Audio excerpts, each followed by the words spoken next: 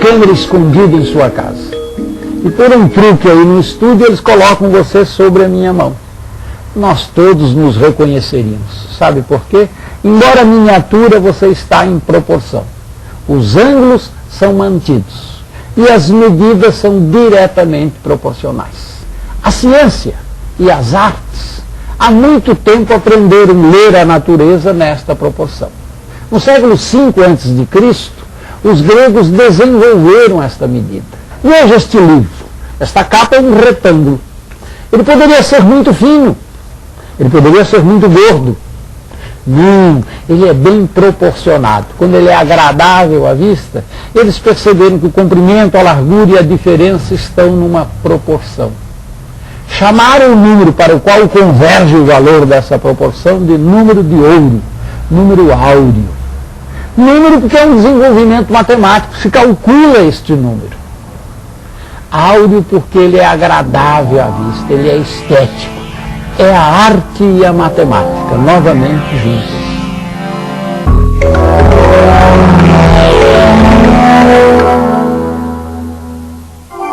Vamos começar nossa viagem pela Grécia Antiga, uma gloriosa civilização que encontrou o caminho da sabedoria unindo o espírito e a razão. Os gregos adoravam o teatro e nas arenas sofriam com as famosas tragédias ou se deliciavam com as comédias.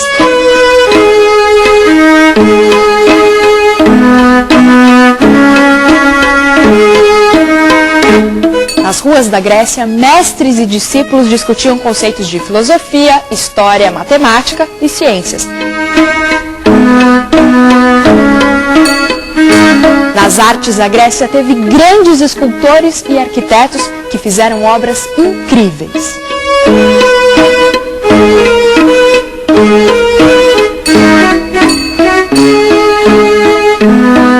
Visitando a cidade de Atenas, avistamos no alto de uma de suas colinas o Templo das Virgens, ou Partenon, um belíssimo edifício rodeado de colunas.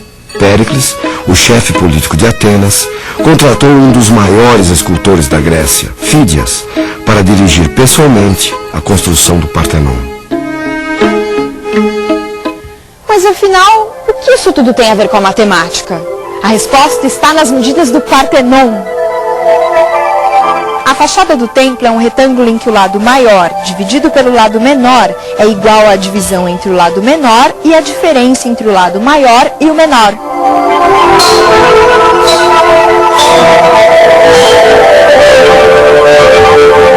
Bom, mas e daí? Não será apenas uma coincidência? Não, os gregos não usaram essas medidas ao acaso. Eles consideravam muito mais harmonioso, bonito e agradável de se ver os retângulos que tinham essa proporção, que é conhecida como proporção áurea ou proporção de ouro. Ainda hoje, artistas e arquitetos, intuitivamente, sabem que objetos com essa proporção são os mais agradáveis esteticamente. O número de ouro está presente em incontáveis obras de arte e monumentos arquitetônicos.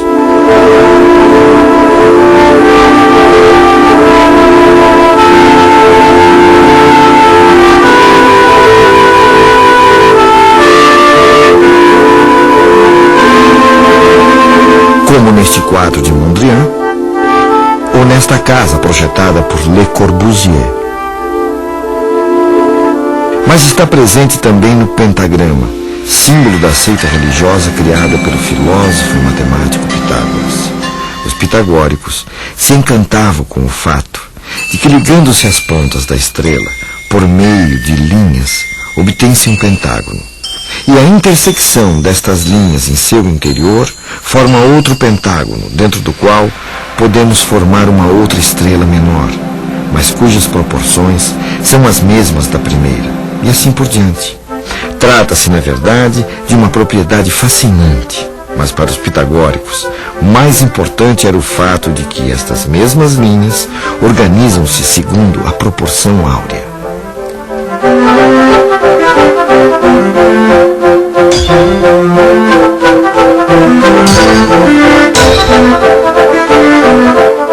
O critério estético que os gregos criaram virou um padrão para diversas civilizações e se consolidou ao longo do tempo.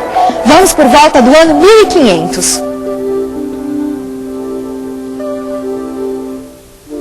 Antes mesmo do Brasil ser descoberto pelos portugueses, lá na Europa ganhava força um movimento chamado de Renascimento, que buscava de forma intencional retomar os valores estéticos da Grécia Antiga.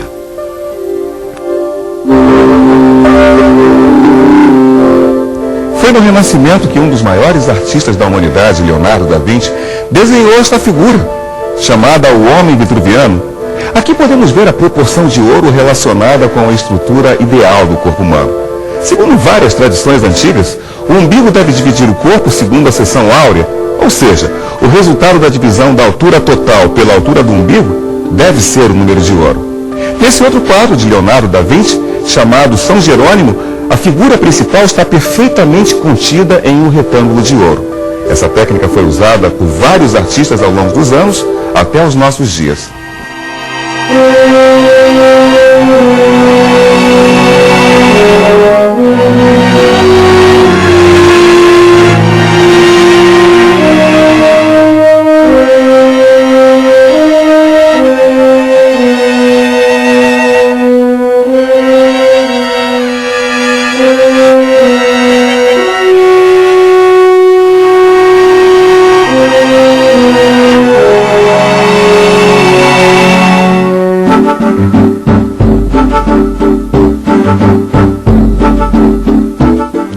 No Brasil, Portinari tem em seus quadros um senso de composição decorrente de um grande conhecimento da proporção áurea. Entretanto, o artista soube usar a perspectiva e a proporção de maneira própria, sem seguir as normas como uma receita. Neste quadro, as linhas da composição conduzem o nosso olhar para este ponto, onde encontramos apenas mais um dos trabalhadores. Numa composição clássica, neste lugar, estaria a figura de maior carga simbólica ou hierárquica da pintura. Aqui encontramos apenas mais um dos trabalhadores e nem seu rosto podemos ver. É uma maneira de usar a proporção com outra finalidade. Para o pintor, nesse cafezal, a figura central é apenas mais um entre tantos trabalhadores. É um quadro do modernismo, mas que se utiliza de instrumentos clássicos e do Renascimento italiano.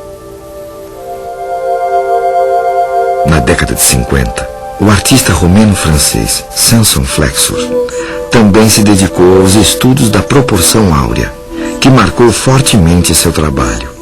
Partindo das representações figurativas do início de sua carreira, aderiu ao movimento da abstração geométrica e buscou tornar visíveis pensamentos abstratos através do uso de modelos matemáticos em suas pinturas. Flexor quis unir a qualidade puramente pictórica a uma paixão por uma ordem rigorosa. Soube aliar em seu trabalho elementos da sabedoria clássica à ousadia da abstração moderna, tornando-se um dos principais introdutores da arte abstrata no Brasil.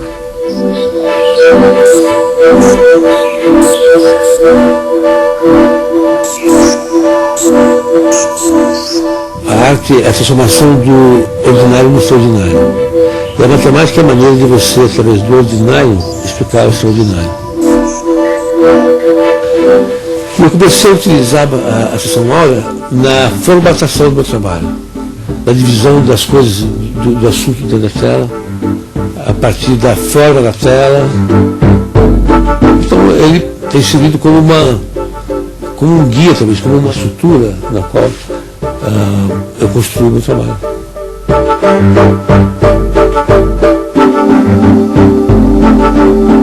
Arquitetos e pintores usaram essas proporções ao longo dos anos, mas ninguém consegue explicar o que as faz tão atraentes e harmoniosas. Ensinadas nas escolas de belas artes do mundo todo após o Renascimento, a proporção áurea foi aos poucos se tornando repetitiva e árida, o que fez as escolas modernas procurarem outras formas de proporção.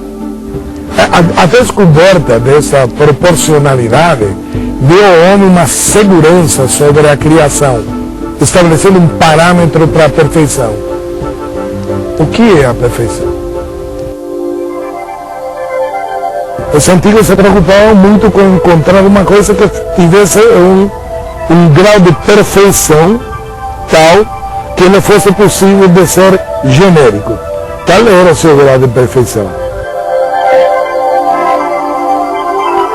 essa proporcionalidade, ela não vai descansar nunca. Ela pode ser contestada, ela pode ser polêmica, ela pode ser antiacadêmica, ela pode ser acadêmica, mas ela nunca vai ser superada porque ela é uma procura.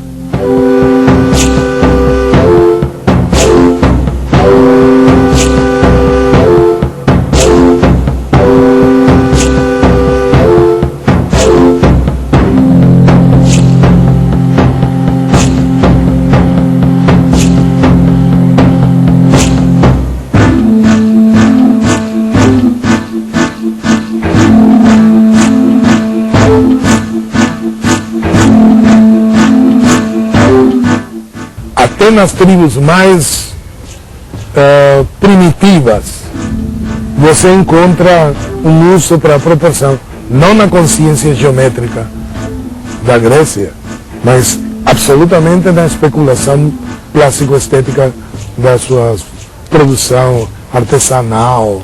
Os índios têm na representação das ondas, das águas. Dá a impressão de que o homem tem em si, de per si, uma situação de necessidade desta aceitação.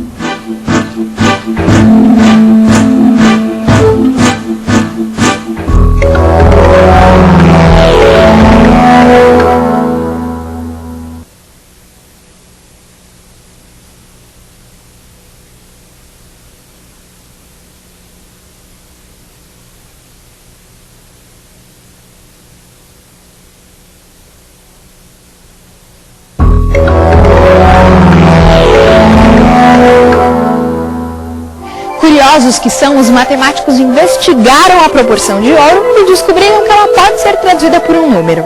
É o número de ouro, que foi batizado com a letra grega Φ e vale aproximadamente 1,6180. O que o número de ouro tem a ver com a vida da gente? Vamos continuar nossa viagem e conhecer a história de um outro Leonardo, Leonardo Fibonacci, que viveu por volta do ano 1200. Leonardo nasceu em Pisa e era filho de um comerciante italiano chamado Bonaccio. Por conta do trabalho de seu pai, Fibonacci viajava muito, do norte da África aos países do Oriente. Nessas viagens, ele teve contato com diferentes métodos de fazer cálculos. Fibonacci percebeu que a forma hindu-arábica, os números que nós usamos hoje, era mais prática para registrar quantidades e fazer cálculos que a forma europeia, na qual se usavam letras. Fibonacci escreveu um livro em que explicava o uso dos novos numerais e alguns métodos de cálculo. O livro continha ainda uma coleção de problemas matemáticos, e dentre eles, um problema sobre a reprodução de casais de coelhos. Todos sabemos que os coelhos se reproduzem rapidamente, e como Fibonacci era matemático e não mágico, ele propôs a seguinte questão. Um casal de coelhos, eles procriam uma vez por mês. Esses filhotes levam 2 meses para crescer e geram um novo casal de coelhos. Ao longo de 12 meses, quantos coelhos serão gerados a partir de um único casal? Muitos. Uns 100 coelhos. Vou chutar, 40. Janeiro nasceu um casal. Fevereiro, mais 1, mais 2 são 3. Março, são... pelo amor de Deus, tem que ter uma calculadora. Os problemas para a matemática não são problemas, são a razão de sua existência. Um problema é um desafio a ser solucionado, uma questão a ser resolvida. A matemática tem um caso de amor com o problema. Fazendo as contas dos coelhos, Fibonacci viu que no primeiro mês temos apenas um par de coelhos. No segundo mês continuamos com um par de coelhos. No terceiro mês já são 2 pares. No quarto mês são 3 pares. No quinto mês são 5. No sexto mês são 8. No sétimo são 13. No oitavo são 21. No nono são 34. No 10º são 55. No 11º são 89. Finalmente, em um ano teremos 144 pares de coelhos. Ufa! O mais interessante disso tudo é que a solução desse problema é uma sequência de números que tem uma propriedade curiosa. A partir do terceiro termo, cada número é obtido pela soma dos 2 anteriores. Dá uma olhada. 2 é igual a 1 mais 1. 3 é igual a 2 mais 1. 5 é igual a 3 mais 2.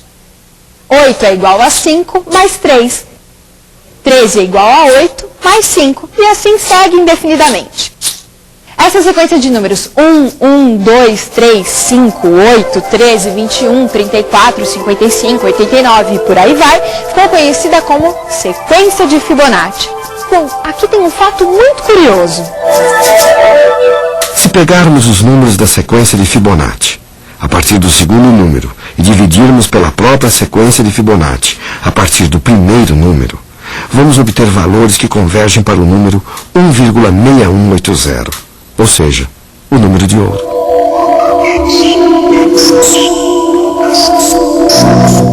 Mais curioso ainda é que algumas plantas e árvores crescem de acordo com a sequência de Fibonacci. Olha só, algumas árvores se ramificam de acordo com os números de Fibonacci. Embaixo um ramo, depois 2, mais acima 3, 5 e por aí vai. Será mesmo coincidência? Provavelmente não é mera coincidência que a natureza tem algumas sequências de números ou alguns números que são fixos em seus organismos. Então, por exemplo, eu sei dizer para você se uma planta é ou não da família do lírio, mesmo que essa planta venha do Japão ou do Nepal e eu nunca a tenha visto, simplesmente por conhecer o número de pétalas ou o número de estruturas sexuais que essa planta tem. Então eu não sei exatamente dizer se a natureza sabe contar, mas sem dúvida ela segue alguns padrões matemáticos, né, dentro de uma organização que permitem com que a gente, como biólogo, reconheça esses padrões e possa lançar a mão deles para organizar essa natureza da maneira que a gente considera mais conveniente. Dentro dessa concha mora um pequeno molusco chamado Nautilus. E é ele mesmo quem constrói sua casa. À medida em que o Nautilus vai crescendo, ele vai construindo um novo quarto para morar. E cada novo quarto é maior que o anterior, exatamente na proporção da sequência de Fibonacci.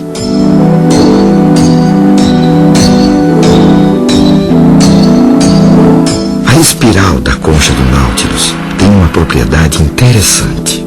Se tomarmos qualquer uma das câmaras e ampliarmos, ela vai se encaixar perfeitamente na câmara seguinte. O animal cresce numa mesma proporção, a proporção áurea. E o mais impressionante é que se todas as câmaras forem aumentadas na mesma proporção, todas elas vão se encaixar nas câmaras adjacentes, e assim por diante. Eu tenho a impressão de que esse número de ouro deve ter sido um achado depois da atenta e disciplinada observação do referencial. As cores se encontram distribuídas na natureza no número de ouro. As cores quentes estão para as cores neutras, do mesmo jeito que as neutras estão para as cores frias. Ou seja, você nunca encontra grande quantidade de vermelhos, laranjas e amarelos. Mas você encontra uma quantidade razoável de ocres, cinzas, mas enormes quantidades de verdes e azuis. Essa é exatamente essa proporção. O número de ouro ele é consequência de indagações. Então não é uma procura específica. Eu suponho que durante a história não deve haver em nenhum momento um instante que o cara fala, vamos procurar o número de ouro para ver se ele corresponde a isso ou aquilo. Infeliz Dido, então era verdadeira a notícia de que te extinguiras pela espada em decisão extremada? Na poesia também existem relações matemáticas. Pelos astros, juro. Pelos deuses do alto e pela boa-fé, se há alguma nas profundezas da terra. Esses versos contam as andanças de um herói de Troia e foram escritos por Virgílio, um poeta romano que viveu no século I a.C. Por lugares desolados e a noite profunda, obrigaram-me com seu comando. Nem poderia crer que minha partida te trouxesse tamanho sofrimento. Virgílio não tinha total liberdade, quando se propôs a escrever a Eneida, de escrever qualquer tipo de poema, porque a poesia nessa época é toda codificada a partir de modelos que são os gêneros. Detém o passo e não te substraias ao nosso olhar.